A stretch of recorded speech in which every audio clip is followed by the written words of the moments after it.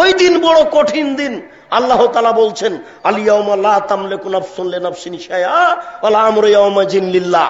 আজ বিচারের দিন, এমন একদিন একচ্ছত্র মালিকানা আল্লাহর হাতে থাকবে। কোনো মানুষের কোনো কাজে আসবে না, কোনো মানুষের কোনো কাজে আসবে না। একচ্ছত্র মালিকানা আল্লাহর হাতে থাকবে। আল্লাহ রোজ বিচার করেন না। যদি প্রতিদিন বিচার করতেন তাহলে বুশের মতো স্বৈরাচারী মানুষ বেঁচে থাকতো না। যদি আল্লাহ রোজ বিচার করতেন তাহলে সাহাবাগের এই লোকগুলি দুনিয়াতে বেঁচে থাকতো না। রাসূলের উপরে একটু কটু মন্তব্য করলে সে হত্যার যোগ্য হয়। রাসূলের উপরে কটু মন্তব্য করলে সে বেঁচে থাকার সুযোগ রাখে না। একজন সাহাবী বলছেন, আল্লাহ রাসূল, আমার এই দাসী কাজের মেয়েটা আপনাকে খুব গালি দেয়। আমার এই কাজের মেয়েটা, এই দাসী আপনাকে খুব গালি দেয়। তো আমি গালি সহ্য করতে না পারে একবারে ছুরি তার পেটে চালিয়ে দিয়েছি, ওকে একবারে মেরে আপনার কাছে এসেছি। তো আল্লাহ রাসূল কিছু বললেন না। আল্লাহ রাসূল কিছু বললেন না। না, তুমি অন্যায় করেছ। এ হাদিস প্রমাণ করছে কটু মন্তব্য করলে কারো বেঁচে থাকার সুযোগ নেই। বেঁচে থাকার একটাই সুযোগ আছে, তাকে তওবা করে ফিরে আসতে হবে। জাতির সামনে আবার বলতে হবে যে আমি রাসূলের উপরে কটু মন্তব্য করে ভুল করেছি, আমি কথা ফিরিয়ে নিলাম। জাতির সামনে কথা ফিরিয়ে নিলাম। এবার আল্লাহকে বলছি, আল্লাহ, এতে যদি আমার কোনো গুনাহ হয়ে থাকে তাহলে তুমি মাফ করো। এই দেশের মাটিতে 90% জন মুসলমান, তার চেয়েও বেশি এই দেশের মাটিতে মুহাম্মদ সাল্লাল্লাহু আলাইহি সাল্লামের উপরে কটু মন্তব্য হবে। আশ্চর্য মানুষ। মানুষের ঈমান কখন হারিয়ে গেছে মানুষ নিজেই বুঝতে পারেনি। মানুষের ঈমান কখন হারিয়ে গেছে মানুষ নিজেই বুঝেনি। মানুষের যদি ঈমান থাকতো তাহলে এমনটা হতো না। শুনুন, সিপন শাড়ি পরে, লম্বা ব্লাউজ পরে, লম্বা হাতের ব্লাউজ পরে দেশে দেশে ঘুরেন। শুনুন, হজ মৌসুমে হজ করেন, রমজান মাসে উমরা করেন। শোনা যায় যে ফজরের সালাতের পরে কোরআন তেলাওয়াত করেন। শোনা যায় যে ফজরের সালাতের পরে কোরআন তেলাওয়াত করেন। যদি ঘটনা তাই হয় তাহলে ধর্মীয় অনুভূতি আছে। যদি ধর্মীয় অনুভূতি থেকে থাকে, 40 বছর পরে যদি বিচার চলে, এই কটূক্তির বিচার চলে না কেন? 24 ঘন্টার মধ্যে কটু মন্তব্যের বিচার করতে হবে, এটাই শরীয়ত। আমি আপনার কাছে আমি দাবি রাখবো কেন? আপনার ঈমান আপনার উপরে দাবি রাখুক। আমি কেন দাবি রাখবো? আমি জানি যে আপনি রমজানে উমরা করতে যান, দেশবাসী জানে আপনি হজ সফরে যান, দেশবাসী জানে আপনার পোশাকের কথা। অতএব আমি কেন চাইবো আপনার ঈমান দাবি করুক? আপনার ঈমানের দাবি থাকা উচিত। এই বাংলার মাটিতে যেখানে 90% জন মুসলমান, সেখানে নবীর উপরে কটু মন্তব্য হবে মানে? আপনার মতো এইরকম ধর্মীয় অনুভূতি মানুষের নেতৃত্ব দেওয়ার চেয়ে মাটির নিচে যাওয়া ভালো। অতএব এই দেশে যারা সামাজিকভাবে দায়িত্ব পালন করছেন, এই গতিনীতির সাথে মিল দিয়ে তাদেরকেও বলছি, আপনার নবী শুধু আমার একার নয়। অতএব আপনিও সামাজিকভাবে যারা এই গতিনীতির সাথে জড়িয়ে আছেন, তারাও দাবি করেন রাসূলের উপরে কেন কটু মন্তব্য করা হবে। আলবানী রাহিমাহুল্লাহ ফিতনাতুত তাকফিরের মধ্যে 38 পৃষ্ঠায় আলোচনা করতে এটাই বলেছেন, আল কুফরু কুফরান, কুফরি দুই প্রকার, আল কুফরু বিল ইতিকাদি ওয়াল আমালি। কোন ব্যক্তি যদি বিশ্বাসগত দিক থেকে বলে আল্লাহ নেই, মুসলমান ব্যক্তি যদি বলে আল্লাহ নেই, মুহাম্মদ সাল্লাল্লাহু আলাইহি সাল্লামকে মানি না ইত্যাদি, যারা মুহাম্মদ সাল্লাল্লাহু আলাইহি সাল্লামের বিরুদ্ধে কটূক্তি করছে, ইসলাম বলেছে ওকে টুকরো টুকরো করে হত্যা করতে হবে। এই সরকারের উচিত, যারা মুহাম্মদুর রাসূলুল্লাহ সাল্লাল্লাহু আলাইহি সাল্লাম একজন শ্রদ্ধাভাজন, শ্রদ্ধেয়, সর্বশ্রেষ্ঠ মানুষ, তার বিরুদ্ধে যে সমস্ত কুলাঙ্গার শাহবাগে উপস্থিত থেকে কটূক্তি করছে, এই কুলাঙ্গারদেরকে ধরে একেবারে জনতার মঞ্চে উঠে ওদেরকে ফাঁসির কাস্টে ঝুলায় মারতে হবে। সরকারের দাবি করছি, যদি সরকার এটা না করতে পারে, আমি তাবলীগ ইজতেমায় ঘোষণা করছি এই সরকারও সমানুপরাধী। অসম্ভব। জনতা বলছে, মাননীয় প্রধানমন্ত্রী শুনে রাখুন, আপনাকেই বলছি, এই কুলাঙ্গারকে ধরে একে ফাঁসির কাস্টে ঝোলান। ইসলাম অনুমোদন দিয়েছে। 4353 নম্বর হাদিসটা খুলুন সহিহ আবু দাউদের। বাংলাদেশ আহলে হাদিস যুব সংঘের ছেলেদেরকে বলছি, শুনে রাখুন, আমি মুহাম্মাদের জন্য 1000 বার নয় 10,000 বার ফাঁসির কাস্টে ঝুলতে পারি। মুহাম্মদকে কেউ অপমান করবে সেটা সহ্য করতে পারবো না। বিচারপতি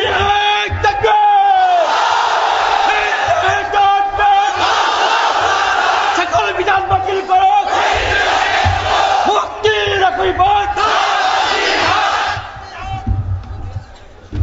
বিচারপতি মিজানুর রহমান যে দায়িত্ব পালন করেছে মোহাম্মদের উপরে ভক্তি করেই করেছে, তার বিরুদ্ধে জুডিশিয়াল কাউন্সিল গঠন করা, রাষ্ট্রপতির অনুমোদন দেওয়াটা নিঃসন্দেহে মোহাম্মদ সাল্লাল্লাহু আলাইহি ওয়াসাল্লাম অপমান করা। এটা মুসলিম জাতি কোনোদিন ভুলবে না, এটা মেনেও নেবে না কোনোদিন। সম্মানিত উপস্থিতি, আমি যেটা বলতে চাচ্ছিলাম, মুহাম্মদুর রাসূলুল্লাহ সাল্লাল্লাহু আলাইহি ওয়াসাল্লাম সম্পর্কে যদি কেউ কটূক্তি করে, তার ক্ষমা নাই। মুহাম্মদ ক্ষমা করেননি, আমরাও ক্ষমা করতে পারি না। শুনুন এবার, হ্যাঁ, কোন কুলাঙ্গার যদি আল্লাহ সম্পর্কে বলে, কটূক্তি করে, মুহাম্মদ সাল্লাল্লাহু আলাইহি ওয়াসাল্লামকে যদি কটূক্তি করে, ওই ব্যক্তি আকীদাগত দিক থেকে কাফের। এই ব্যক্তিকে কাফের বলতে আমার কোনো বাধা নেই। কিন্তু যে ব্যক্তি আকীদাগত বিশ্বাস করে কিন্তু কাজ করে না, কাজগুলো জিনা করে, মদ খায়, এই ব্যক্তিকে আমি কাফের বলে ঘোষণা করতে পারি না। আল্লাহ রসুল এবং আবু বকর সিদ্দিক একদিন কাবা ঘরের চত্বরে দাঁড়িয়ে আছেন।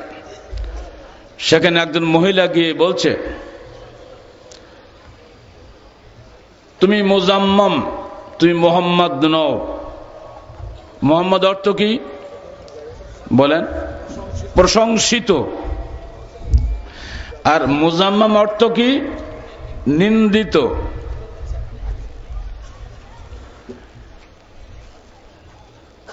কে বলল কথাটা? আবু সুফিয়ানের স্ত্রী উম্মে জামিল হাতে নিয়ে গেছে পাথর, আল্লাহ রসুলকে মারবে বলে। কিন্তু আল্লাহর পক্ষ থেকে এমন রহমত নাজিল হয়ে গেল, ও দেখতে পেল সামনে কিন্তু আল্লাহ নবী দাঁড়িয়ে আছে, কিন্তু দেখতে পায়নি।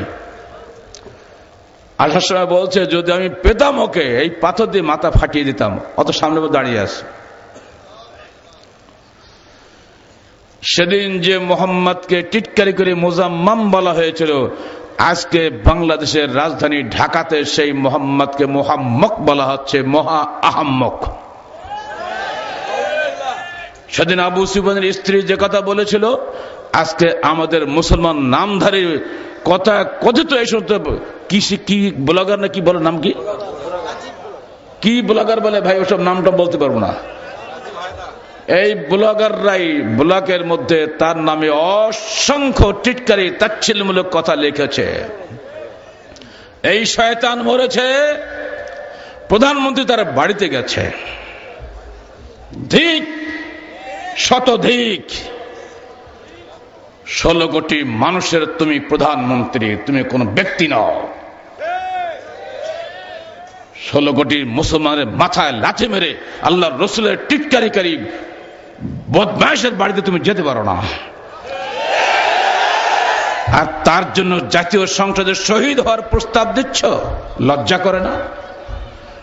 যাকে তাকে শহীদ বলা যাবে না। শহীদ হবে সেই ব্যক্তি মান কাতালা ফি সাবিলিল্লাহ লিতাকুনা কালিমাতুল্লাহি আল উলিয়া ফাহুয়া শহীদ। যে আল্লাহর কালেমাকে উন্নত করার জন্য জীবন দেয়, কেবল তাকেই মাত্র শহীদ বলা হবে। যে আল্লাহ রসুলকে টিটকারি করে দুনিয়াতে জীবন দিল, সে কিসের শহীদ? আল্লাহ রসুলকে গালি দিবে আর মুসলমান বসে বসে দোয়া করবে, এটা কোশ্চেন কালে সম্ভব নয়। যে মুসলমান আল্লাহ রসুলের মাথার রক্ত বরদাস্ত করতে পারে নাই, যে মুসলমান আল্লাহর রসুলের জীবনের বিনিময়ে নিজের জীবনকে বিলিয়ে দিয়েছে, আর সেই মুসলমানের সামনে তার রসুলকে গালি দেওয়া হবে, আর আমরা তা চুপচাপ বসে শুনবো আর বলবো রব্বানা আতানা ফিদ দুনিয়া হাসানা, অত সস্তা ইমানদার আমাদের নয়। আহলে হাদিস আন্দোলন বাংলাদেশ তীব্র কণ্ঠের নিন্দা করছে। যারা আল্লাহ রসুলকে গালি দেয় তাদের বিধানটা শোনেন। গত জুমায় আমাদের যে খুতবা গিয়েছে, নওয়াজপাড়া খুতবা, আপনারা শোনার চেষ্টা করবেন। সকল আইম্মায়ে মুসলিমিন ইজমা করেছেন, ঐক্যমত পোষণ করেছেন, যে ব্যক্তি আল্লাহ রসুলকে গালি দিবে সেই ব্যক্তি কাফের, মুরতাদ, তাকে হত্যা করা ওয়াজিব।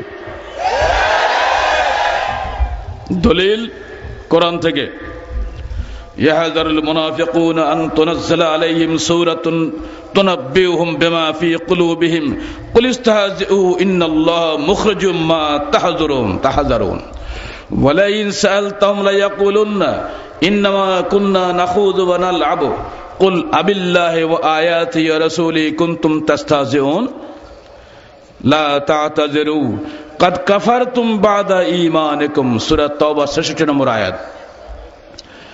এর মূল থিম হলো এই, যারা আল্লাহ রসুলকে ঠাট্টা করেছে, আজকে কিয়ামতের দিন তোমরা কোন ওজর করো না, কাদ কাফারতুম, তোমরা কুফরি করেছো বাদা ঈমানিকুম, ঈমান আনার পরে তোমরা কাফের হয়ে গেছো।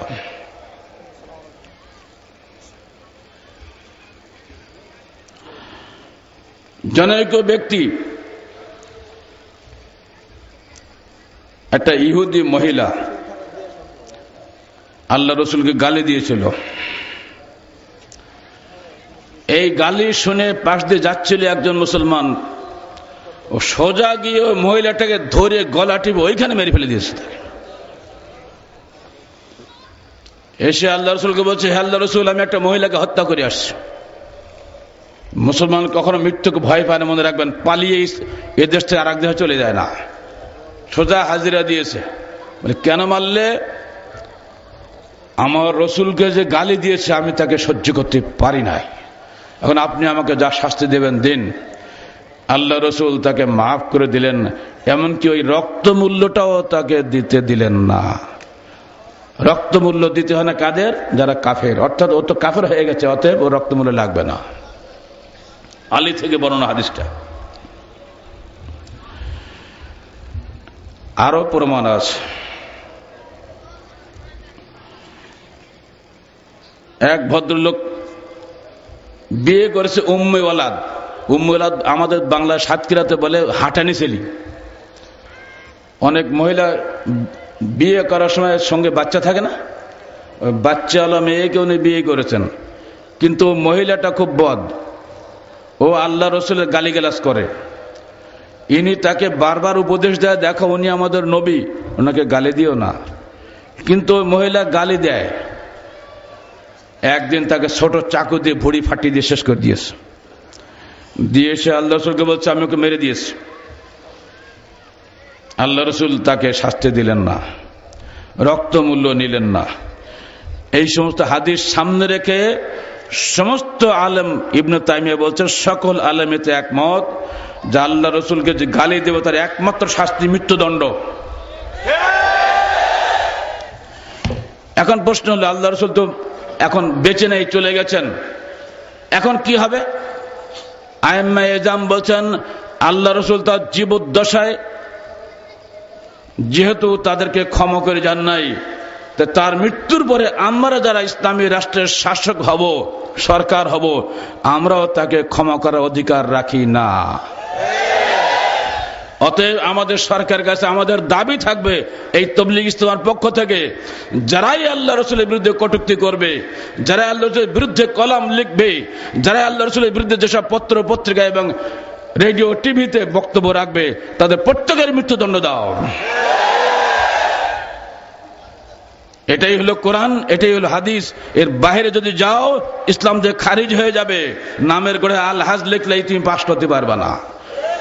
বছরে যতই হজ করো ওমরা কোনো কাজ দিবে না। পরিষ্কার বক্তব্য, আল্লাহ রসুলের বিরুদ্ধে যারা কটূক্তি করে তাদের সঙ্গে কোনো আপোষ নাই। আহলে হাদিস আন্দোলন বাংলাদেশ সঙ্গে সঙ্গে একথাও বলে দিতে চায়, শাহবাগ চত্বরে প্রজন্ম চত্বর বানিয়ে তোমরা যা খেলা শুরু করে দিয়েছ, বাংলাদেশের বিচার ব্যবস্থাকে বুড়ি আঙুল দেখিয়ে এবং সেখানে কতগুলো ল্যাংটা মেয়ে আর কতগুলো বাজে ছেলেকে দিয়ে যেভাবে লাচানাচি লাফালাফি শুরু করে দিয়েছ, এবং তিন পাশে 3টা মেডিকেল কলেজ হাসপাতালকে তোমরা অবরুদ্ধ করে রেখেছ, এই নাটক বন্ধ করো।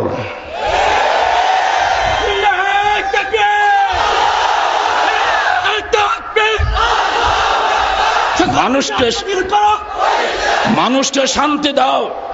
সারা বাংলাদেশে আগুন ধরে গেছে, আলেমদেরকে ফাঁসি দেওয়া চলবে না। একটা আলেমের গলায় ফাঁসি পড়া মানে হাজার হাজার মানুষের গলায় ফাঁসি পড়াচ্ছে দিয়ে কচি ক্ষতি করা। যে দেশে সন্ত্রাসীদের বিচার হয়, যে দেশে সন্ত্রাসীদের জামিন হয়, সে দেশে ডক্টর গালিবের জামিন হয় না কেন? ডক্টর গালিব কটা মানুষের হত্যা করেছে? কিসের হাইকোর্ট তোমার, কিসের সুপ্রিম কোর্ট? আলেমকে অসম্মান করা যাবে না। যে মতের, যে পথের যে আলেম হোক না কেন, সব আলেমই আমাদের শ্রদ্ধার পাত্র। আল উলামা ওয়ারাসাতুল আম্বিয়া, আলেমরা নবীদের উত্তরাধিকারী, অতএব তাদেরকে সম্মান করা প্রত্যেকটা মুসলমানের উপরে ওয়াজিব। আমরা সকলকে বলছি, সকল উলামায়ে কেরাম ঐক্যবদ্ধ হন, নিজেদের মধ্যে হিংসা বিদ্বেষ ভুলে যান। একটা পরে একটা ধরা হবে, শুধু একজনকেই ফাঁসি দেওয়া হবে না, অসংখ্য আলেমের তালিকা হবে, তাদেরকে মারা হবে।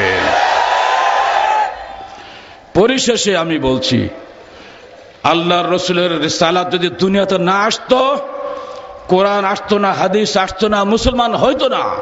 আর মুসলমান যদি না হইতো, বাংলাদেশ কোশ্চিনকাল স্বাধীন দেশ হইতো না। বাংলাদেশের স্বাধীনতা নির্ভর করে ইসলামী স্বাতন্ত্র্যের উপরে। যদি এদেশ থেকে ইসলাম চলে যায়, স্বাধীনতা বিক্রি হয়ে যাবে হিন্দুদের কাছে। ওই হিন্দু রাষ্ট্র তাকিয়ে আছে লোলুপ জিহ্বা মেলে, কখন এই বাংলার এই টুকরা মাটিটাকে খেয়ে ফেলে দেওয়া যায়। তারা পদ্মা খেয়েছে, যমুনা খেয়েছে, মেঘনা খেয়েছে, সুরমা বরাক খাচ্ছে, সব ধ্বংস করে দেবে। যদি এদেশে ইসলাম থাকে, তাহলে এদেশে স্বাধীনতা থাকবে। অতএব এদেশের স্বাধীনতা সার্বভৌমত্বের অতন্ত্র প্রহরী হচ্ছে আলেম সমাজ। তাই আলেম সমাজকে অসম্মান করে কোন দেশের কোন নেতৃবৃন্দ শান্তিতে এদেশে টিকতে পারবে না। আল্লাহ, তুমি তোমার ইসলামকে দেশে বিজয়ী করো। আল্লাহ, তুমি তোমার খাদেম উলামায়ে কেরামকে রক্ষা করো। আল্লাহ, তুমি আলেমদের সম্মানকে বজায় রাখো। হে দুনিয়ার মানুষেরা রাখো, বাংলার মুসলমান কোরআন হাদিসের জন্য জীবন দিতে পারে, নিজের ভাইকে, নিজের সন্তানকে পরিত্যাগ করতে পারে, নবীর মহব্বতকে পরিত্যাগ করতে পারে না। আকুলু কওলি হাযা আস্তাগফিরুল্লাহ লি ওয়া লাকুম ওয়া লিসাইরিল মুসলিমিন। কথা বন্ধ হয়ে যাচ্ছে। রাসূলের বিরুদ্ধে কথা বলতে গেলে সহ্য করা যায় না। যাদের মধ্যে এক সামান্য বুক বাতাস পরিমাণ ঈমান আছে, তার রাসূলের বিরুদ্ধে কটূক্তি বরদাস্ত করতে পারে না। এই পর্যায়ে তাবলীগ ইজতেমা 2013-র পক্ষ থেকে কতিপয় প্রস্তাবনা পাঠ করছেন আহলে হাদিস আন্দোলন বাংলাদেশের কেন্দ্রীয় সেক্রেটারি জেনারেল অধ্যাপক নুরুল ইসলাম। আসসালামু আলাইকুম ওয়া রাহমাতুল্লাহ।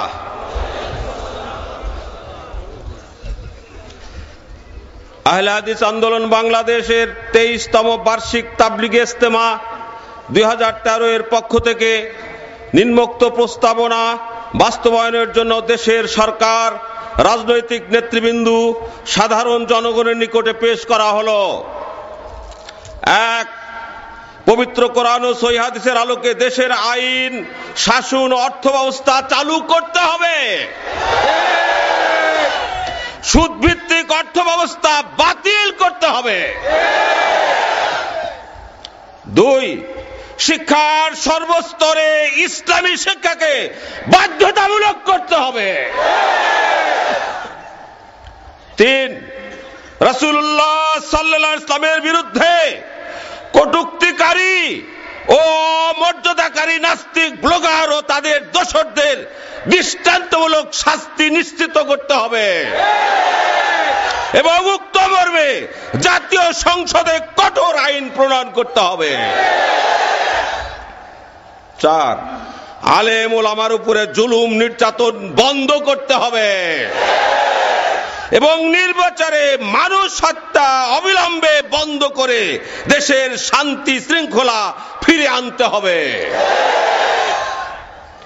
5, শিক্ষা প্রতিষ্ঠানসমূহে ছবি টাঙ্গানো, শিরক ও বিদআতি অনুষ্ঠানসমূহ রাষ্ট্রীয়ভাবে বাধ্যতামূলক করা যাবে না। 6, সর্বস্তরে দল ও প্রার্থীবিহীন নির্বাচন ব্যবস্থা চালু করতে হবে। 7, দেশের শান্তিপ্রিয় মুসলিম জনগণের আকীদা বিশ্বাসের বিরুদ্ধে অবস্থান গ্রহণকারী এবং বিচার ব্যবস্থার প্রতি হুমকি সৃষ্টিকারী শাহবাগের কথিত প্রজন্ম চত্বর অবিলম্বে বন্ধ করতে হবে।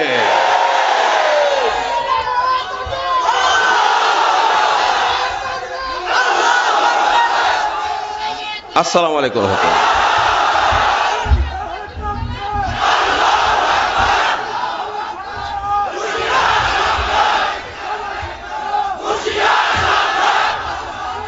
যৌবনকালের আরেকটা বড় সমস্যা হলো নৈরাশ হয়ে যাওয়া। কি হয়ে যাওয়া ভাই?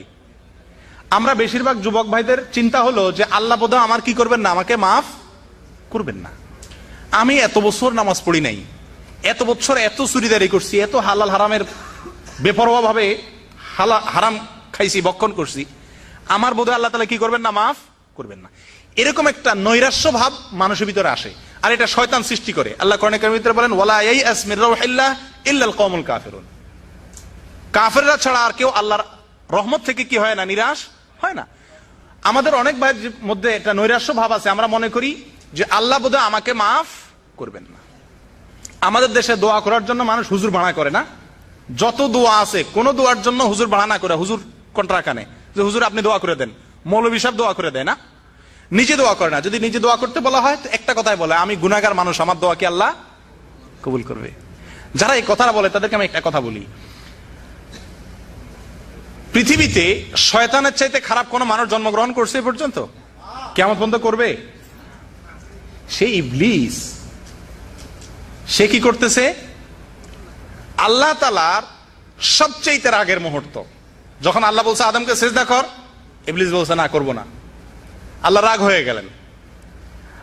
আল্লাহর রাগ হওয়ার পরেও ইবলিসের মতো অপরাধী, আল্লাহর সামনাসামনি নির্দেশ লঙ্ঘনকারী, এত বড় পাপিষ্ঠ, সে আল্লাহ তাআলার কাছে চেয়ে বসছে।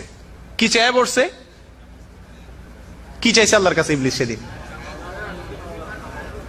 হায়াত চাইছেন।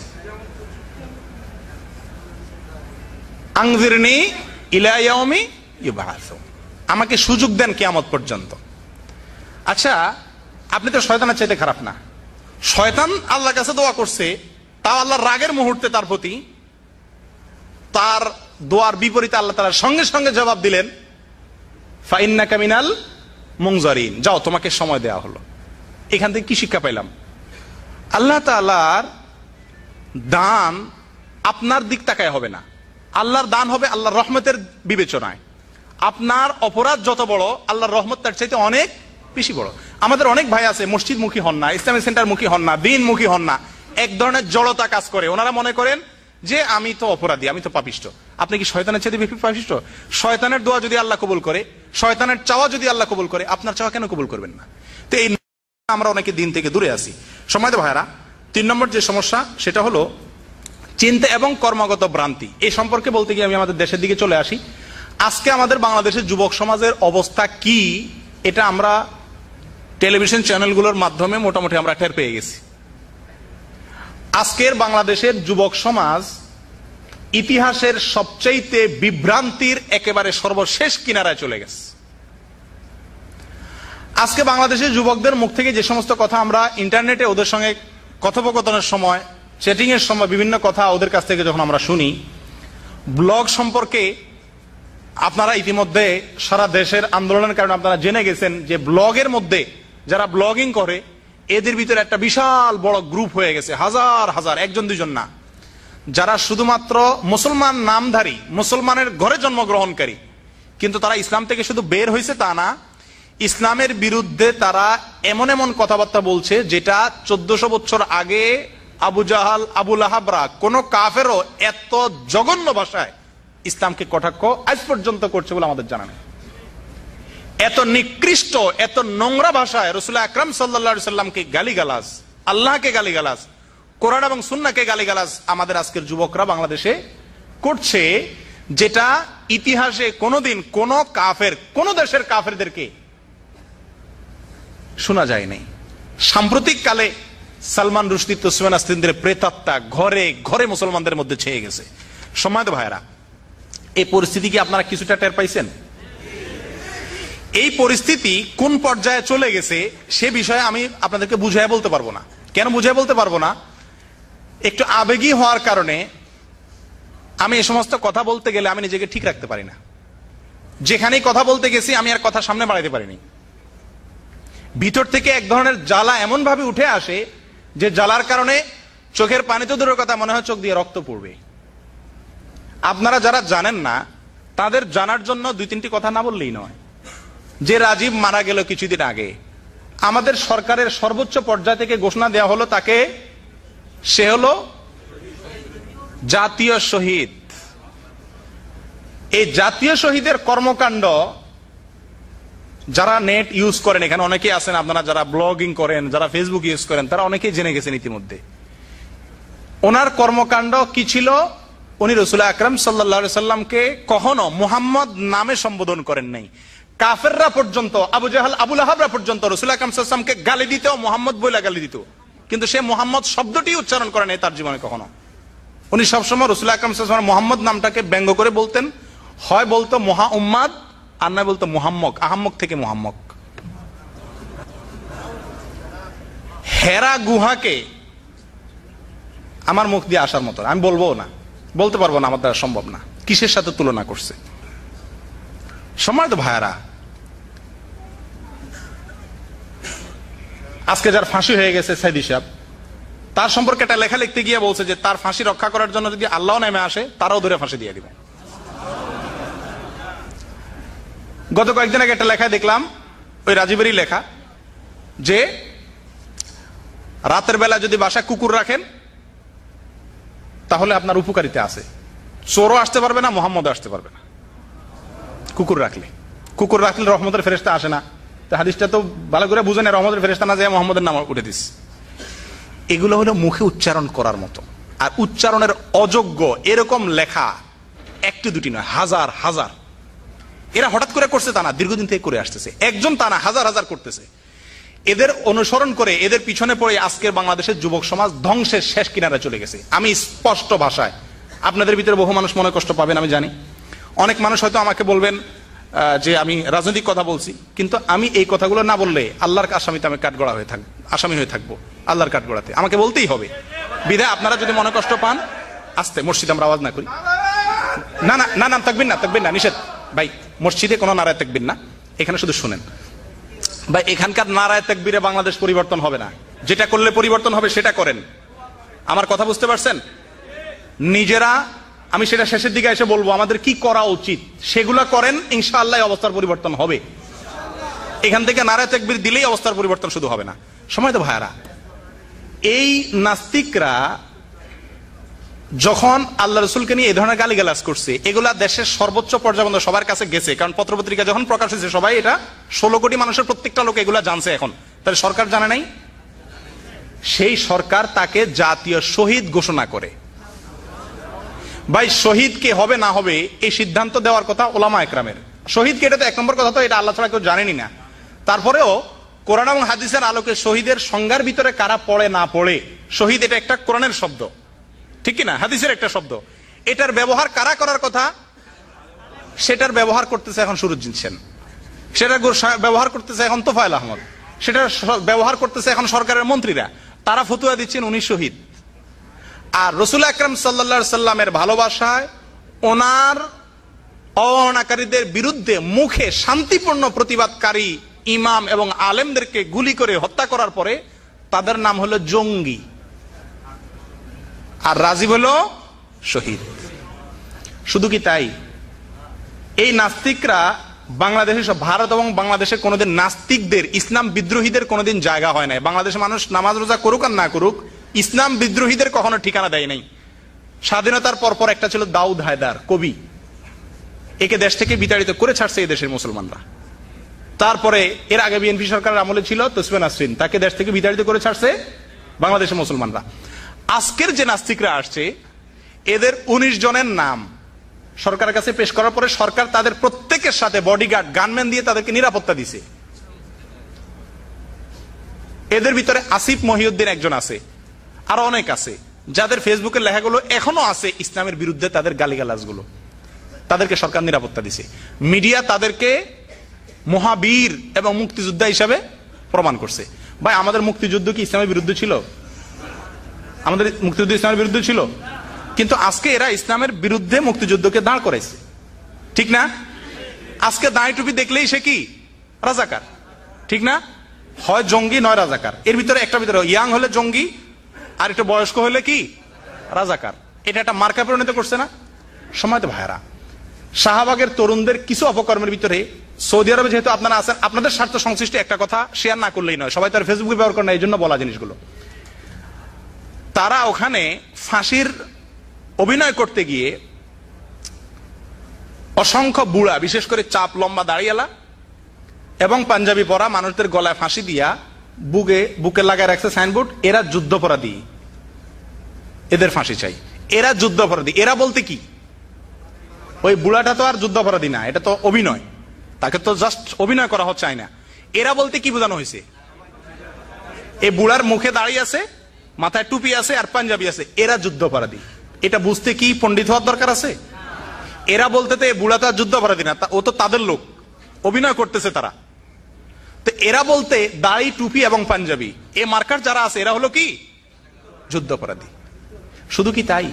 সৌদি আরবের স্বার্থ সংশ্লিষ্ট বিষয় দেখে বলি, সৌদি আরবের যে জাতীয় পোশাক, এদের সম্ভ্রান্ত ঐতিহ্যবাহী একটা পোশাক আবা। আপনারা দেখেন খতিবরা খুতবা দেওয়ার সময় কালো একটা আবা পরেন পাঞ্জাবির উপরে, তোপের উপরে। হারামাইনের খতিব সাহেবরা পরেন এটা, এদেশের বাদশাহ পরে, এদেশে ঐতিহ্যবাহী একটা পোশাক। এই পোশাক পরে গলায় ফাঁস দিয়া বলতেছে এরা রাজাকার। আমার প্রশ্ন হলো, বাংলাদেশের রাজাকার বা যুদ্ধাপরাধী হিসেবে যারা অভিযুক্ত, তাদের কে এই পোশাকটা পরে? কেউ পরে? আজকের যারা জেলে আছে তাদের কেউ এই পোশাকটা পরে? তাহলে এই পোশাকটা পরানোর লক্ষ্য কি, উদ্দেশ্য কি? এদের কি রাজাকার টার্গেট না ইসলাম টার্গেট?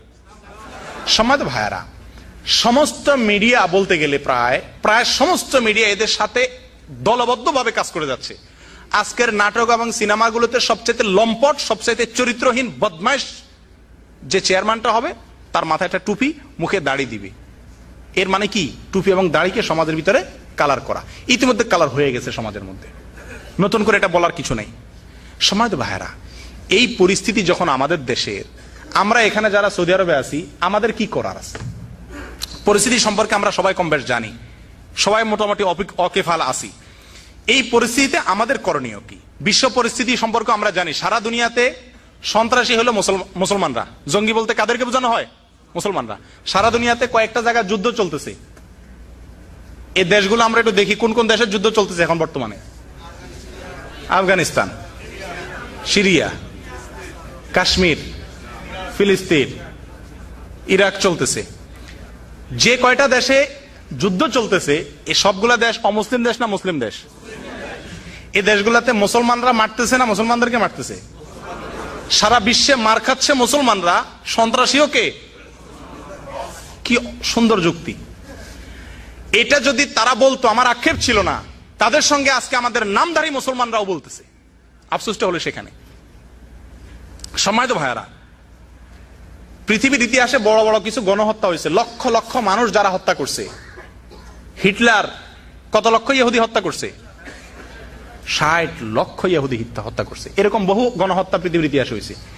একটি গণহত্যা ইসলামের ইতিহাসে কোন শাসক, অনেক খারাপ শাসক ছিল ইসলামের ইতিহাসে, কিন্তু এরকম গণহত্যা ইতিহাসের যেগুলা কলঙ্কিত হয়ে আছে, এরকম একটি গণহত্যাও কোন মুসলমান শাসক করে নাই। ভারতবর্ষ মোগলরা শাসন করছে কত বছর? 700 বেশি বছর, 750 বছর প্রায়। ভাই, এই মোগলরা এত বছর শাসন করছে, মোগলরা সহি ইসলামের উপরে পুরোপুরি ছিল না, কিন্তু তারপরেও ইসলামকে লালন করতো, হোক না কিছুটা ভেজাল ইসলাম। এই মোগলরা যতদিন আরব বা ইন্ডিয়া শাসন করছে, এরা ইন্ডিয়া থেকে একটা তিল আফগানে অথবা যেখান থেকে তারা আসছে সেখানে নেয় নাই, বরং ইন্ডিয়াকে সবকিছু দিয়ে গেছে। আজকের ইন্ডিয়ার গর্বের যে কয়েকটা সম্পদ, কুতুব মিনার বলেন, দিল্লির শাহী মসজিদ বলেন, লাল কেল্লা বলেন, তারপরে তাজমহল বলেন, সব কাদের তৈরি? যেই ভারতকে হিন্দুরা হাজার হাজার বছর শাসন করছে, একটি ইটও রেখে যেতে পারে নাই। 750 বছরে যা কিছু আছে সব মুসলমানরা করে গেছে। আল্লামা আবুল হাসান নদভী তার আল মুসলিমুনা ফিল হিন্দ নামক বইয়ের ভিতরে লিখছেন, ল্যাংড়াম যেটা আমাদের দেশে খাই, এর বীজটা আফগানিস্তান থেকে মোগল সম্রাটরা আনে দেশে। দেশকে ভালোবাসার শিক্ষা দীক্ষা ইসলাম মুসলমানদেরকে দিয়েছে। সম্মানিত ভাইরা, সেই মুসলমানদেরকে আজকে যুদ্ধাপরাধী, তাদেরকে রাজাকার। কিছু মানুষ যুদ্ধাপরাধী নেই তা না, ইসলাম বিচারের পক্ষে, ন্যায় বিচারের পক্ষে। রাসূল আকরাম সাল্লাল্লাহু আলাইহি ওয়াসাল্লামের যুগে এক মহিলা চুরি করার পরে তার হাত কাটার নির্দেশ হবে। ওনার কাছে সাহাবা একরাম সুপারিশ করার চেষ্টা করেছিলেন যাতে মহিলাকে রেহাই দেওয়া হয়, মেয়ে মানুষ চুরি করে ফেলছে। রাসূল আকরাম সাল্লাল্লাহু আলাইহি ওয়াসাল্লাম রাগ হয়ে বললেন, মুহাম্মাদের মেয়ে ফাতেমাও যদি চুরি করে তারও হাত কাটা হবে। ইসলাম কি ন্যায় বিচারের পক্ষে না বিপক্ষে? বিচারের পক্ষে ইসলাম। অন্যায়কে প্রশ্রয় দেওয়ার পক্ষে ইসলাম না, কিন্তু বিচারের নামে নাটক করার পক্ষে ইসলাম না। বিচারের নামে দাঁড়ি টুপিকে, ইসলামিক মূল্যবোধকে কালার পরার পক্ষে ইসলাম না। এগুলো ইসলামকে ধ্বংস করার নামান্তর। সম্মানিত ভাইয়েরা, বিশ্ব পরিস্থিতি হলো পুরা বিশ্বে মুসলমানরা মার খাচ্ছে, অথচ মুসলমানরাই কি সব সন্ত্রাসী। এবার আসলে আমাদের দেশের পরিস্থিতি, আমাদের দেশের মানুষকে আমি 3 ভাগে ভাগ করি। কয় ভাগে? নাম্বার 1, বেদিন। বেদিন বুঝেন কি? ধর্মের কোন বালাই যাদের ভিতরে নাই, যারা ধর্ম নিয়ে মাথা ঘামান না, সোজা কথা। সংখ্যায় সবচাইতে এদের সংখ্যা বেশি, নামাজের চাইতে বেনামাজের সংখ্যা বেশি। ইসলামকে প্র্যাকটিস করে, ইসলাম অনুযায়ী চলে, এরকম মানুষের চাইতে ইসলাম অনুযায়ী চলে না, নামধারী মুসলমান শুধু, এরকম মানুষের সংখ্যা বেশি। এদেরকে নাম দিয়েছি আমি বেদিন, এরা দিন থেকে দূরে।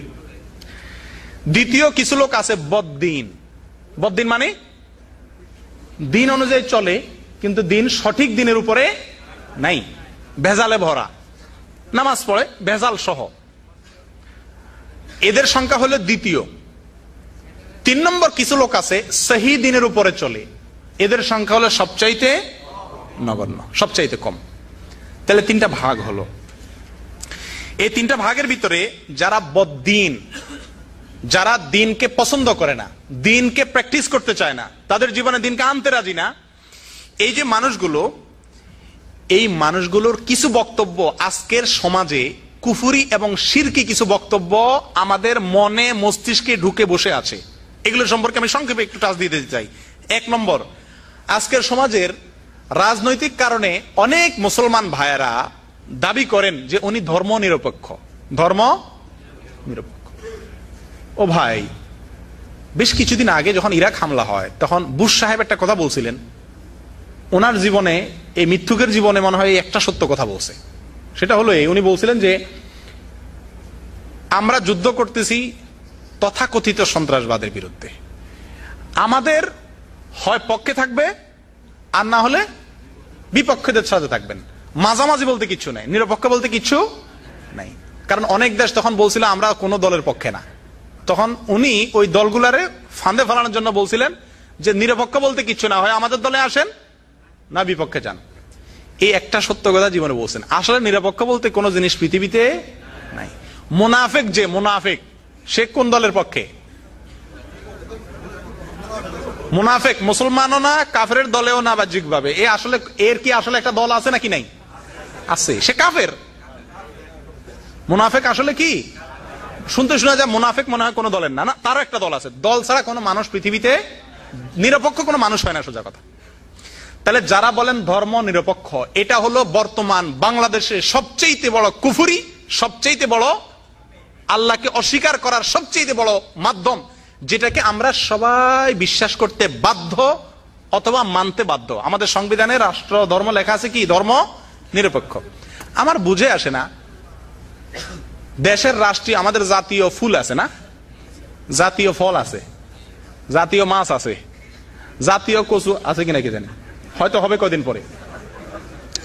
ও ভাই, জাতীয় কচু, জাতীয় ডাইল, জাতীয় খের, জাতীয় কুটা, জাতীয় কাদা মাটি, জাতীয় কত কিছুই আছে, কিন্তু জাতীয় ধর্ম থাকতে পারবে না। জাতীয় কি থাকতে পারবে না? স্পষ্টভাবে এদেরকে যারা সমর্থন করে, তারা যদি বুঝে শুনে এদের কুফরিকে বুঝে শুনে সমর্থন করে, তারাও কাফের। আর যদি না বুঝে সমর্থন করে, তাহলে এরা গোমরাহ এবং পথহারা। ভাই, ইনিয়ে বিনিয়ে কথা বলার দিন এখন আর নাই। নাস্তিকরা, বামরা এখন স্পষ্ট ইসলামের উপর আক্রমণ করতেছে, সরাসরি বলতেছে।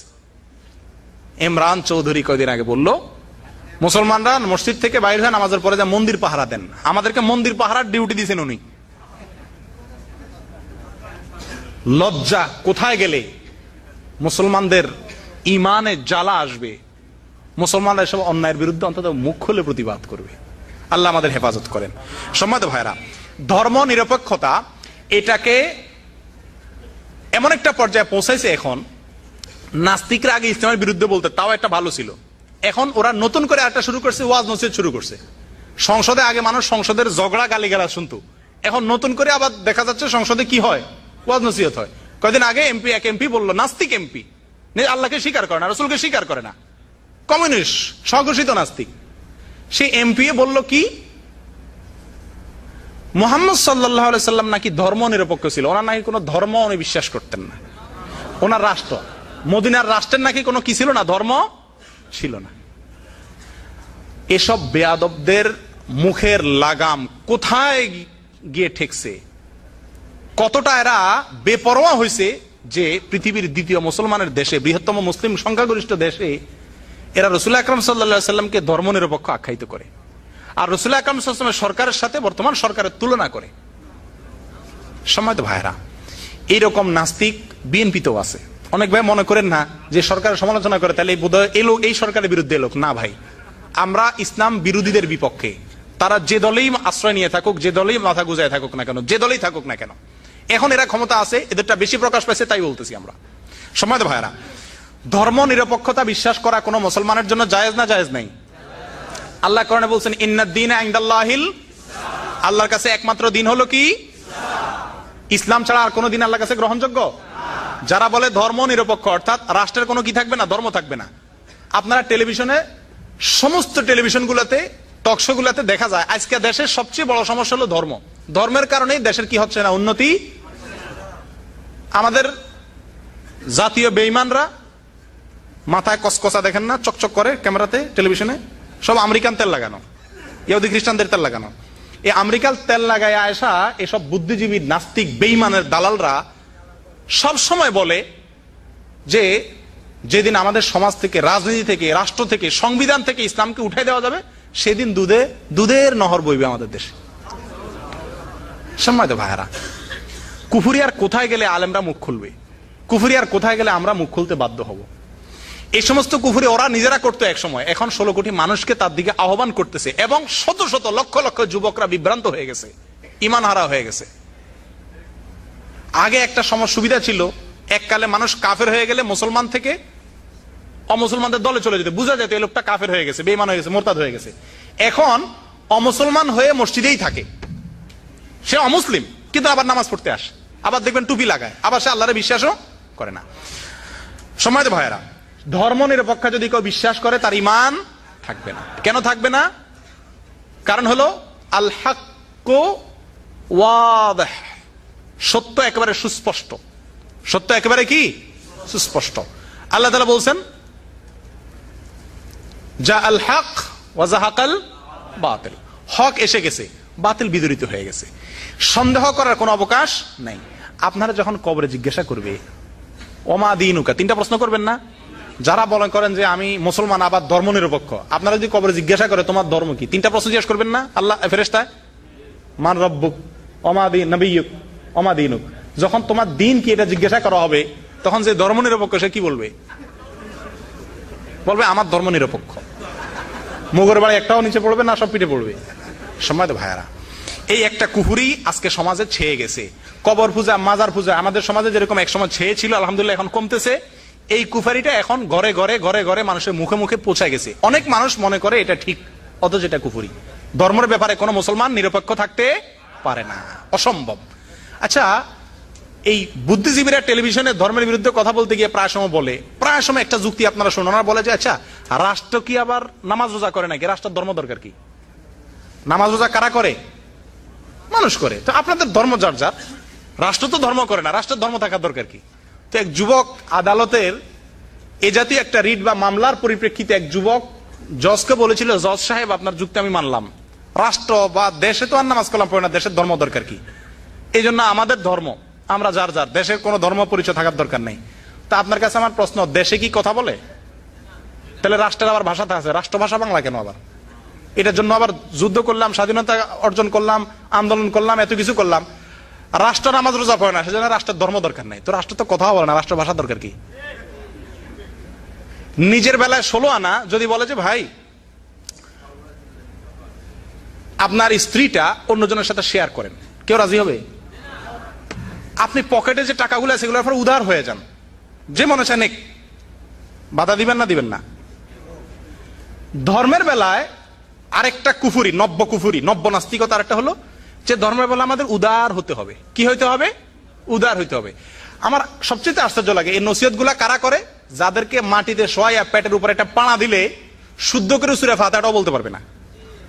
ওনারা ফতোয়া দেন আলেমদেরকে এবং 16 কোটি মানুষকে, মুসলমানকে শিখায় যে ধর্মের ব্যাপারে কি করা উচিত না, বাড়াবাড়ি করা, আর সব ব্যাপারে বাড়াবাড়ি করা যাবে। রাজনীতির নামে, দলবাজির নামে, অস্ত্র নিয়ে মহড়া করে সবকিছু করা যাবে, শুধুমাত্র ধর্মের বেলায় কি করা যাবে না?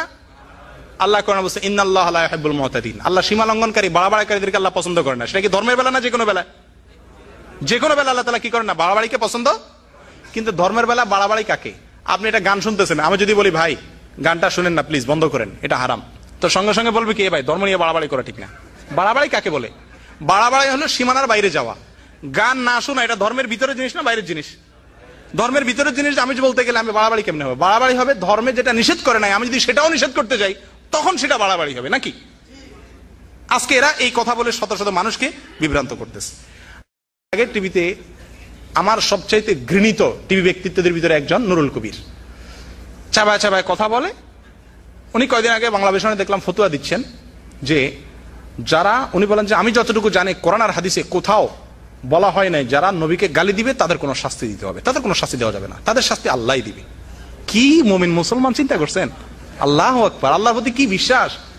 যারা নবীকে গালিগালাজ করবে এদের সাইজ করবে আমার আল্লাহ।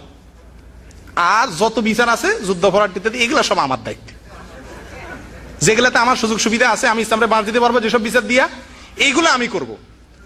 আর নবীকে গালি দিল, আল্লাহকে গালি দিল, এগুলার বিচার আমি করবো না, এগুলা কে করবে? মহান রব্বুল আলামিন করবেন। কোরআনে কারিমে আল্লাহ তাআলা স্পষ্ট ঘোষণা করেছেন 4টি শাস্তি আল্লাহ তাআলা জজকে বাইসে দিয়েছে, 4টার ভিতরে একটা জজ নির্বাচন করবে।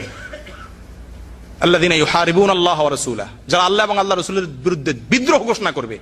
অমুসলমান হওয়া এক জিনিস, আপনার অমুসলমান হয়েছেন আপনারটা নিয়ে আপনি থাকেন, কিন্তু আপনি আল্লাহ এবং আল্লাহর রাসূলের বিরুদ্ধে যুদ্ধ ঘোষণা করলেন, গালিগালাজ করতেছেন, কটাক্ষ করতেছেন, তা আপনার বিরুদ্ধে আল্লাহ তাআলা 4টি শাস্তি রাখছেন। 1 নম্বর ছুলে চড়িয়ে মৃত্যুদণ্ড, 2 নম্বর সাধারণ মৃত্যুদণ্ড, 3 নম্বর হাত পাও কাটা বিপরীত মুখ থেকে, 1 হাত 1 পাও, 4 নম্বর দেশান্তর করা। এই 4টির যে কোনো একটা শাস্তি আল্লাহ কোরআনে ঘোষণা করছেন রাসূলের বিরুদ্ধে বিদ্রোহ করলে। ভাই আবু লাহাব, রাসূল আকরাম সাল্লাল্লাহু আলাইহি ওয়াসাল্লাম যখন আল্লাহ তাআলা কোরআনে আয়াত নাযিল করলেন ওয়াংযির আশিরাতাকাল আকরাবিন, আপনি আপনার নিকট আত্মীয়দেরকে সাবধান করেন, তখন রাসূল আকরাম সাল্লাল্লাহু আলাইহি ওয়াসাল্লাম প্রথম প্রকাশ্যে ইসলামের প্রচারের জন্য কোথায় উঠেছেন? কোথায় দাঁড়াইছেন? সাফা পাহাড়ের উপরে দাঁড়ায়া উনি বিভিন্ন গোত্রের নাম ধরে ডাকছেন, তোমরা আসো। সেখানে সবাই আসছে, তার ভিতরে আবু লাহাবও আসছে। তখন সবাই বলল, তুমি আমাদেরকে কি বলার জন্য ডাকছো মোহাম্মদ? উনি বলেন যে আমি যদি তোমাদেরকে বলি পাহাড়ের পিছন থেকে শত্রু আসে তো তোমরা বিশ্বাস করবা? বলো হ্যাঁ অবশ্যই বিশ্বাস করবো। কি করবা? বলে এটা থেকে আত্মরক্ষার চেষ্টা করবো আমরা। রাসূল আকরাম সাল্লাল্লাহু আলাইহি ওয়াসাল্লাম বলেন, যদি আমাকে বিশ্বাসই করে থাকো তো তোমাদের এই জীবনের আড়ালে, এই জীবনটা একটা পাহাড়ের মতো আড়াল হয়ে আছে, আখিরাতকে দেখছো না জীবনের কারণে, মৃত্যু হলে তখন দেখবা। এই জীবনের আড়ালে তোমাদের জাহান্নাম তোমাদের শত্রুর ভূমিকা অপেক্ষা করছে, সেটা থেকে বাঁচার জন্য তাওহীদে বিশ্বাস করো, আমার প্রতি ঈমান আনো। এই কথা বলার পরে আবু লাহাব রাসূল আকরাম সাল্লাল্লাহু আলাইহি ওয়াসাল্লামকে একটা গালি দিল। এটা বুখারী শরীফে আসছে, তাব্বান লাকা সাইরাল ইয়াউম আলিহাযা জামাআতানা, এই কথা বলার জন্য আমাদেরকে আনছো, তুই ধ্বংস হ। রাসূলকে বদদুয়া দিয়ে কি বলল? তুই ধ্বংস হ। কোরআনে কারিমে অসংখ্য কাফেররা আল্লাহকে গালি দেওয়ার কথা বলা আছে, তার বিপরীতে আল্লাহ কোনো গালি গালি ঠিক না, আল্লাহ সম্পর্কে অনেক কটূক্তি করছে, তার জবাব পাল্টা আল্লাহ তাআলা খুব একটা দেন নাই। রাসূল আকরাম সাল্লাল্লাহু আলাইহি ওয়াসাল্লাম সম্পর্কে একবার মাত্র আবু লাহাব বলছিল তুমি ধ্বংস হও, সঙ্গে সঙ্গে আল্লাহ তাআলা সূরা তাব্বাত ইয়াদা নাযিল করে বললেন তাব্বাত ইয়াদা আবু লাহাব ওয়া তাব, আবু লাহাব নিজে তার 2 হাত ধ্বংস হোক। শুধু এই বদদোয়া করেন না, এটাকে কোরআনের অংশ করে দিয়েছেন। 16 কোটি মানুষ কিয়ামত পর্যন্ত এই তাব্বাত ইয়াদা যতবার পড়বে ততবার আবু লাহাবের উপরে কি হবে? সে আমার রাসূল সাল্লাল্লাহু আলাইহি ওয়াসাল্লামকে গালি দিয়েছিল কয়বার? বদদোয়া করছিল। তার জবাবে আল্লাহ তাআলা সূরা তাব্বাত ইয়াদা নাযিল করায়া কোটি কোটি মানুষের মুখ দিয়া কিয়ামত পর্যন্ত তার জবাব দিতে আছেন। আর আমাদের নুরুল কবির সাহেব বলেন কি, রাসূল অমানার কোনো কি নাই, শাস্তি নাই। সম্মানিত ভাইরা, আমি কথা গোছায় আনতেছি। এই ধরনের নাস্তিকতাপূর্ণ কথা, বেঈমানদের কথা সীমার শেষ পর্যায়ে চলে গেছে, সীমা লঙ্ঘন করে গেছে। এদের কুফরিগুলোর ভিতরে একটা তো ধর্মনিরপেক্ষতা, আর এটা হলো ধর্ম নিয়ে বাড়াবাড়ি করা ঠিক না। আপনি যে কোনো হারাম কাজের ব্যাপারে বলতে চান যে এটা হারাম কাজ, সঙ্গে সঙ্গে বলবে ধর্ম নিয়ে বাড়াবাড়ি করিও না। যারা এটাকে বাড়াবাড়ি করার কথা বলছে, করে এটাকে অন্যায় মনে করতেছে, তারা নিঃসন্দেহে কুফরি করতেছে। কারণ হারামকে হালাল মনে করা কি? কুফরি। সম্মানিত ভাইরা, আরেকটা কথা খুব মুখরোচক, শুনতে খুব ভালো শোনা যায়। আমরা অনেকে হয়তো বলি ধর্ম যার যার, ধর্ম দলিল কি? লাকুম দীনুকুম ওয়ালিয়া দিন। ধর্ম যার যার, এটা দলিল কি? লাকুম দীনুকুম। ভাই, আজ পর্যন্ত পৃথিবীতে দাঁতি বেদাতি কোন আলেমের মুখে আপনারা শুনছেন যে ধর্ম যার যার না, যার যার ধর্ম শেষে করবে না, সবাই মিলে সব ধর্ম করতে হবে, এরকম কোন আলেম বলছে আজ পর্যন্ত? তাহলে এটা বলার অর্থটা কি? যার যার ধর্ম শেষে করবে, এটা তো আমরাও বলি, তাহলে এটা ওদের মুখ থেকে বলার দরকার কি? এটা ওরা একসময় এটা বলতো। গত পূজাতে এবং বিভিন্ন অনুষ্ঠানে রাষ্ট্রের সর্বোচ্চ, সরকারের সর্বোচ্চ পর্যায়ে থেকে বলা হয়েছে কি, দুর্গা পূজায় সবাই একাত্ম হয়ে গেলে ধর্মনিরপেক্ষ বাংলাদেশ গড়া যাবে। আবার বলা হচ্ছে উৎসব যার যার, ধর্ম যার যার, উৎসব সবার, অর্থাৎ সবাই উৎসবে যান, দুর্গাপূজায় যান। সম্মানিত ভাইয়েরা, আহ্বান করতেছে কুফরি এবং শিরক করার জন্য সরাসরি, এবং বহু মুসলমান বিভ্রান্ত হচ্ছে। টেলিভিশন আলারা ওই পূজা অনুষ্ঠানে যদি 3টা টুপিওয়ালা মানুষ যায়, তো ওইগুলোর কাছে ক্যামেরাটা নিয়ে বলবে আপনার কাছে কেমন লাগছে, সে বলবে আমার কাছে খুব ভালো লাগছে, সবাই আমি আসার আহ্বান করতেছি। এই যে চক্রান্ত ইসলামের বিরুদ্ধে, এই যে ষড়যন্ত্রগুলো, এগুলোর একটা মুখরোচক বক্তব্য হলো ধর্ম যার যার, ধর্ম নিয়ে বাড়াবাড়ি করা ঠিক না। এবার বাড়াবাড়িটা কারে বলে? আল্লাহর আইন লঙ্ঘন করবা, আমি সেটার বিরুদ্ধে বলবো, এটা বাড়াবাড়ি বলে? কোনটা বাড়াবাড়ি আর কোনটা সঠিক, এটার ফতোয়া দিবে ওলামায়ে কেরাম। কিন্তু আজকে ফতোয়া দিচ্ছে কে? নাস্তিক এমপিরা, নাস্তিক টিভি টক শোরা, হিন্দুরা, তারা ফতোয়া দিচ্ছেন। সম্মানিত ভাইরা, এসব কথা থেকে বিরত থাকবেন। অনেকে মনে করেন ধর্ম যার যার, ধর্ম নিয়ে বাড়াবাড়ি করা ঠিক না। এই কথাগুলো কালিমাতে হক উরিদা বিহাল বাতিল, কথাগুলো সত্য কিন্তু মতলব খারাপ। 3 নম্বর আরেকটা কথা আমরা বলি, সেটা হলো এটা, নারীদেরকে আজকে নারী দিবস, আজকে বিশ্ব নারী দিবস। যেহেতু এখানে অনেক মা বোন আলোচনা শুনতেছেন, আমরা সবাই কোনো না কোনো ভাবে নারীদের সাথে অবশ্যই সংশ্লিষ্ট। নারীরা আমাদের জীবনে কেউ মা, কেউ বোন, কেউ স্ত্রী, কেউ কোনো না কোনো ভাবে জড়িত। নারীদেরকে ইসলামের বিরুদ্ধে অবস্থা, যুবকদেরকে এইসব মুখরোচক কথা বলে ইসলামের বিরুদ্ধে দাঁড় করেছে নাস্তিকরা। নারীদেরকেও ইসলামের বিরুদ্ধে কথা বলে দাঁড় করেছে। নারীদেরকে কি বলে? তোমাদেরকে সমান অধিকার দেওয়া হবে। কি দেওয়া হবে? তো সমান অধিকার পাইতে হলে কি করতে হবে? তোমাকে ঘরের বাইরে হইতে হবে, তোমাকে ইনকাম করতে হবে। কারণ তুমি যদি স্বামীর উপরে ডিপেন্ড থাকো, তার উপরে নির্ভর করো, তার ইনকামে চলো, তাহলে তোমার বড় গলায় কিছু বলার থাকবে না। সেই ইচ্ছা করলে তোমাকে বাইর করে দিতে পারে। তুমি ইনকাম সোর্স বাইর করো, যাতে করে তুমিও তারা কি দিতে পারো, লাল কার্ড দেখাইতে পারো। এই একটা মুখরোচক কথা, শুনতে কত সুন্দর শোনা যায়। সম্মানিত ভাইরা, নারীকে আল্লাহ তাআলা সৃষ্টিগতভাবে কিছু দায়িত্ব দিয়েছেন, সৃষ্টিগতভাবে। যেমন সন্তান লালন পালন, সন্তান গর্ভধারণ, এটা কার কাজ? সন্তান গর্ভে ধারণ নারীর কাজ না পুরুষের কাজ?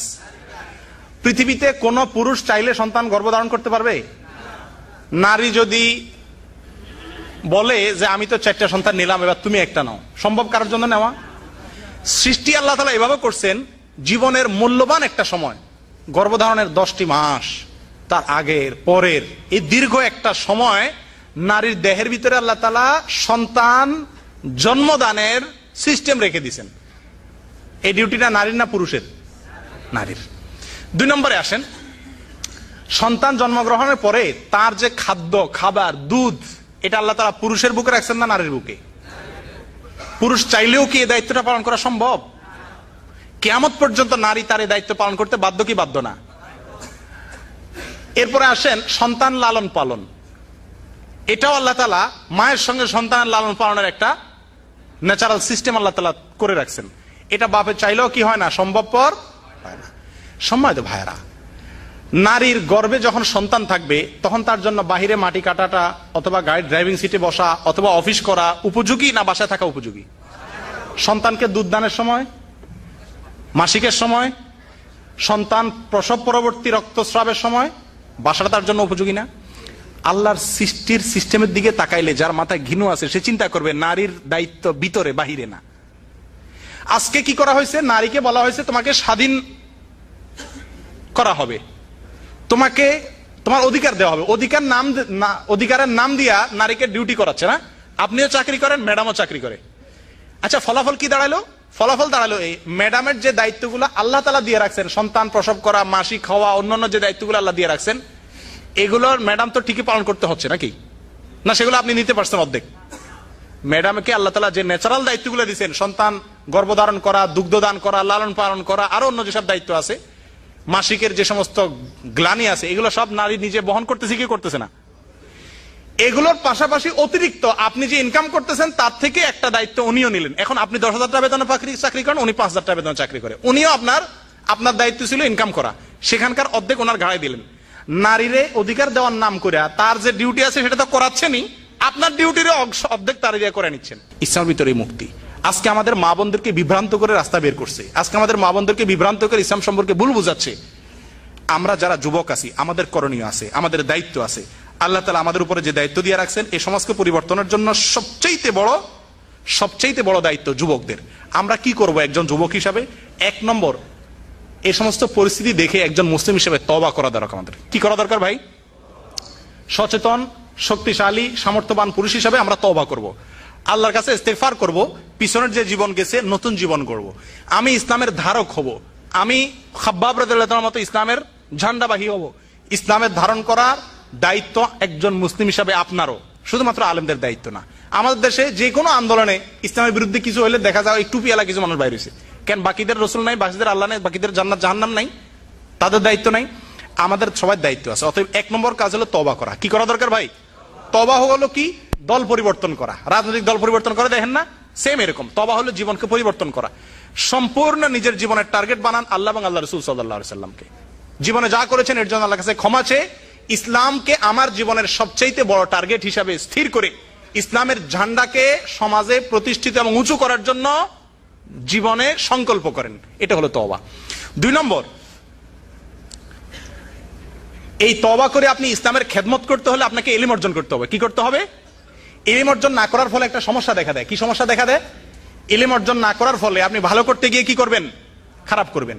আমাদের দেশে কিছু ভাই আছেন ইসলামের পক্ষে কাজ করতে গিয়ে ইসলাম বিরোধীদেরকে মোকাবেলা করতে গিয়ে এমন কিছু পথ অবলম্বন করেন যেগুলো কি ইসলাম সাপোর্ট করে না। যেমন আমাদের শেখ আব্দুল্লাহ হাদি ইঙ্গিত করেছেন, অনেকে জিহাদের ডাক দিয়েছেন। অনেক তথাকথিত মুফতিরা স্পষ্টভাবে বলছেন বাংলাদেশে এখন কি করা ফরজ? জিহাদ করা ফরজ। মনে রাখবেন, জিহাদ একমাত্র অস্ত্রের জিহাদ যেটা, এটা একমাত্র কার বিরুদ্ধে হতে পারে? কাফেরের বিরুদ্ধে হতে পারে। এমনকি মুনাফিকের বিরুদ্ধে জিহাদের কোনো অনুমতি ইসলাম দেয় নাই। রাসূল আকরাম সাল্লাল্লাহু আলাইহি ওয়াসাল্লাম কোনো মুনাফিককে হত্যা করছেন? করেন নাই। তাহলে মুনাফিকের বিরুদ্ধে কোনো যুদ্ধ কি চলবে? চলবে না। একটা উপমা অনেকে হয়তো শুনছেন বা বুঝার জন্য, একটা সাপ আপনার সামনে পড়ে আছে, সামনে দিয়ে যাচ্ছে, বিষাক্ত সাপ। এটাকে মারা সহজ না কঠিন? তুলনামূলক সহজ।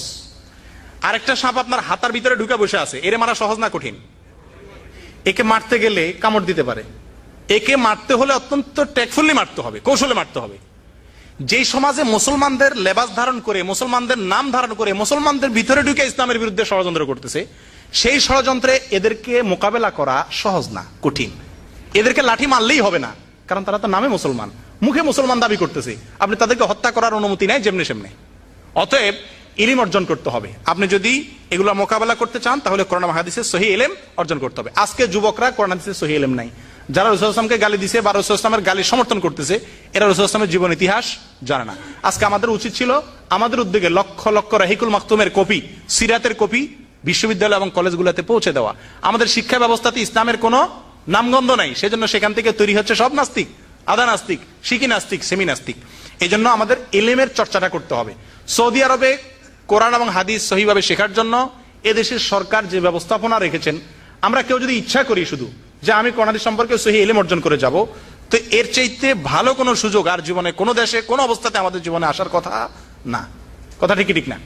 এই জন্য আমাদেরকে ইলম অর্জন করতে হবে। আমি অনুরোধ করব, কোরআন কারীমের বাংলা এখানে পাওয়া যায়, হাদিসের বাংলা এখানে পাওয়া যায়, সহিহ কোরআন সুন্নাহ ভিত্তিক মাসাইলের বই এখানে পাওয়া যায় এবং এখানে আলোচনা হয়। যে যেখানে আছেন ইসলামিক সেন্টারগুলোর সাথে যুক্ত হন।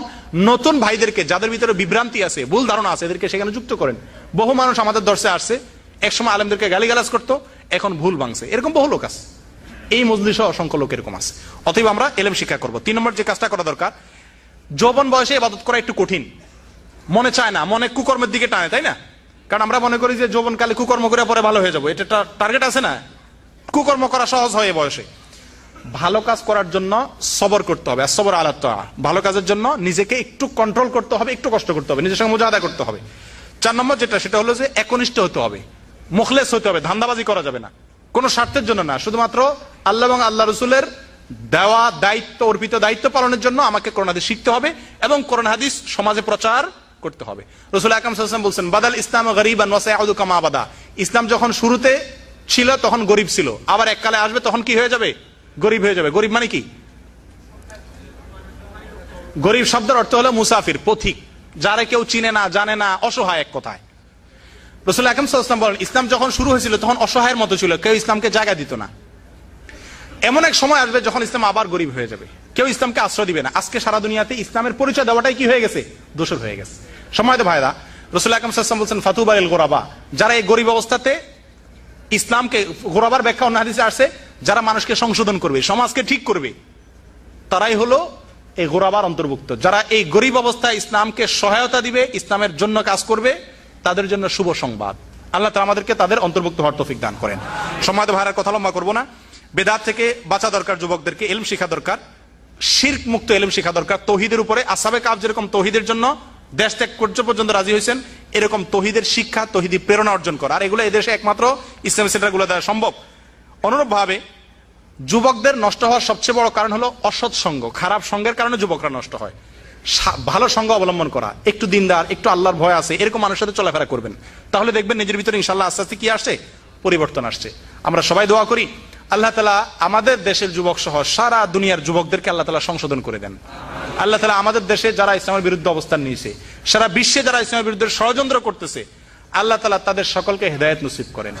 আর হেদায়েত নসিব না থাকলে আল্লাহ তাআলা তাদের বিষ দাঁতগুলো ভেঙে দেন। আমরা দুর্বল, আমরা অপরাধী। আমাদের দুর্বলতার কারণে আজকে বাতিল মাথা ছাড়া দিয়ে উঠছে সারা দুনিয়াতে, সারা দেশে, দেশের প্রতিটা জায়গাতে। আল্লাহ তাআলার কাছে দোয়া করি আল্লাহ তাআলা আমাদেরকে সেগুলো মোকাবেলার শক্তি দিয়ে দেন। সবচেয়ে বড় জিনিস হলো আমাকে নিজেকে আগে গড়ে তুলতে হবে। সবার আগে নিজেকে গড়ো। আমি নিজে আগে খাঁটি মুসলিম হইতে হবে, খাঁটি ইসলাম শিখতে হবে, এরপরে সমাজে এই অন্ধকারের বিরুদ্ধে আমাকে যুদ্ধে ঝাঁপিয়ে পড়তে হবে। আর এই যুদ্ধ বলতে অস্ত্র আর তরবারির যুদ্ধ নয়। মুসলমানদের সমাজে সবচেয়ে বড় যুদ্ধ হলো কি? অন্ধকারের বিপরীতে আলো জ্বালিয়ে দেওয়া, শিক্ষার প্রসার করা। আর অন্যায় হলে অবশ্যই তার বিরুদ্ধে প্রতিবাদ করতে হবে, কিন্তু সেটা হতে হবে শান্তিপূর্ণভাবে। অশান্তিপূর্ণভাবে গণতান্ত্রিক প্রক্রিয়াতে মায়ের, ধৈর, ভাঙচুর, আগুন জ্বালাও, পোড়াও, এগুলোর মাধ্যমে কোনো ইসলাম প্রতিষ্ঠা কিয়ামত পর্যন্ত কোনোদিন কি হবে না? সম্ভব হবে না। অন্যায়ের উপরে ভিত্তি করে ইসলাম প্রতিষ্ঠা হয় না। তবে কিছু লোক আছে আবার অন্যায় দেখলে বলে, অনেক ইসলামিক লোক, অনেক দাঁড়িয়ে লোক আমি দেখছি, বলে যে নবীর অমানা করলে নবীর মর্যাদা কি কমবে? তার মানে উনি বলতে চাচ্ছেন যে আমাদের এটা নিয়ে মাথা ঘামানোর দরকার নাই। যে মনে চায় নবীর গালি দেখ, তাতে কি নবীর মর্যাদা কমবে? তাই বলে আপনার বাপের 10টা গালি দেই, তাতে আপনার বাপের মর্যাদা কমবে না, কিন্তু আপনার তো ঠিক রক্ত গরম হয়ে যাবে। এগুলো হলে ইমানি জজবা না থাকার কারণে অবস্থা হয়েছে। আল্লাহ তাআলা আমাদেরকে হেফাজত করেন।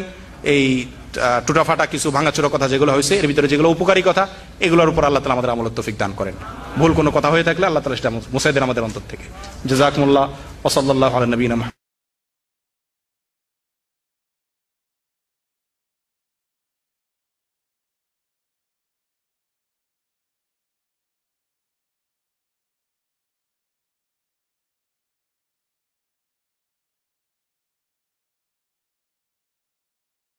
আরেকটা প্রশ্ন ছিল যে বাংলাদেশের মুসলিমরা যে ভূমিকা এখন নিল আর কি সরকারের বিরুদ্ধে, এটা কি সঠিক কিনা? জুলুম সম্পর্কে আজকের আলোচনা যদি ভালো করে শুনে থাকেন তো আশা করি স্পষ্ট যে জুলুম হতে পারে, আর নিশ্চয়ই জুলুম, কিন্তু জুলমের প্রতিরোধ জুলুম দিয়ে করা যায় না। আর এইভাবে রাস্তায় নেমে দুই পক্ষ থেকে মুসলিমরা খুন হচ্ছে, এটা ইসলাম সমর্থন করে না। এই ক্ষেত্রে ধৈর্য ধারণ করতে হবে, আল্লাহ পাকের কাছে দোয়া করতে হবে। আর একজন দুইজনের প্রাণ যাওয়া 1000 জনের প্রাণ যাওয়ার চাইতে ভালো। আল্লাহ পাক রব্বুল আলামিন যারা মজলুম তাদের জুলুম দূর করুক, আর যারা জালেম তাদেরকে আল্লাহ পাক হেদায়েত দান করুক। আমার আলোচনাতে আশা করি যদি শুরু থেকে শেষ পর্যন্ত শুনে থাকেন তাহলে বোঝার চেষ্টা করবেন যে তাতে বলা হয়েছে যে এইরকম রাস্তাঘাটে বেরিয়ে এদিকে মুসলিমকে মারছে দুই পক্ষ থেকে, এটা কোনো মতেই জায়েজ নয় শরীয়তে। এগুলো পশ্চিমারা শিখিয়েছে, ওদিন আসার যাদের কাছে দিন ইসলাম নেই তারা শিখিয়েছে, দিন ইসলাম শিখাই না। আল্লাহ পাক এক কথায় সৎ লোকদের হেফাজত করেন, ভালো মানুষদের হেফাজত করেন, আর জালেমদেরকে অসৎ লোকদেরকে হেদায়েত দেন।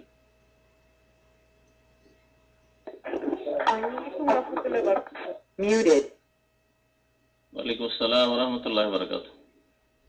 আসসালামু আলাইকুম ভাই, আমার আরেকটা প্রশ্ন ভাই, যে ব্লগাররা যে ইন্টারনেটে নবী রাসূলদের সম্বন্ধে যা তা লিখছেন বর্তমানে বাংলাদেশ থেকে, এবং তাদেরকে সরকার সহযোগিতা করছেন, তাদেরকে শহীদ ঘোষণা করছেন, তারপর এরা যে শাহবাগ চত্বরে মিছিল মিটিং করছে, এক্ষেত্রে এটার জন্য আমরা সাধারণ মুসলমানরা কি করতে পারি? এভাবে যে নবী রাসূলদের অবমাননা করে লিখছেন, সেটা নিয়ে গান বাজনা হচ্ছে, সেখানে সরকার সহযোগিতা দিচ্ছেন, সেখানে আমাদের কি করণীয়? আমাদের প্রথম করণীয় হচ্ছে যে যারা নাস্তিক, বেদিন, বিধর্মী, আল্লাহ সম্পর্কে বা আল্লাহ রসুল সম্পর্কে, আল্লাহর দ্বীন সম্পর্কে উল্টো পাল্টা কথা লিখছে, তাদের সম্পর্কে আমাদের দোয়া করা যে আল্লাহ পাক রব্বুল আলামিন তাদেরকে হেদায়েত করুক। আর যদি তারা হেদায়েতের পথে না আসে, আল্লাহ পাক তাদের অনিষ্ট থেকে ইসলামকে, মুসলিমদেরকে রক্ষা করুক, আল্লাহ পাক তাদেরকে ধ্বংস করুক। দোয়া করেন, কোনো অসুবিধা নেই। আল্লাহ পাক রব্বুল আলামিন দোয়া করার অনুমতি দিয়েছেন, নবী করিম সাল্লাল্লাহু আলাইহি ওয়াসাল্লাম বদদুয়া দিয়েছেন, কাফের, ফাসিক, বেদিনদেরকে বদদুয়া দিয়েছেন। একটি কাজ করেন। 2 নম্বর কাজ হচ্ছে প্রতিবাদ করা, লিখিত হবে। তারা শিরক কুফরি লিখছে বা আল্লাহর দ্বীন, আল্লাহ রাসূলের বিরুদ্ধে লিখছে, আপনারা লিখেন, দ্বীন ইসলামের কথা, তাওহীদের কথা লিখেন, এইভাবে অন্যায়ের প্রতিবাদ করেন। অন্যায়ের প্রতিবাদের 3টে স্তর আছে। একটা হচ্ছে বল প্রয়োগ করা। বল প্রয়োগ করা এটা হচ্ছে সরকারের কাজ। আমরা বল প্রয়োগ করে যারা এইসব অন্যায় কথা লিখছে বা বলছে তাদেরকে মেরে দিলাম, এতে ক্ষয়ক্ষতি বেশি হবে। সুতরাং এই পথটা আমাদের জন্য খোলা নেই, এই পথটা সরকারের সামনে খোলা আছে।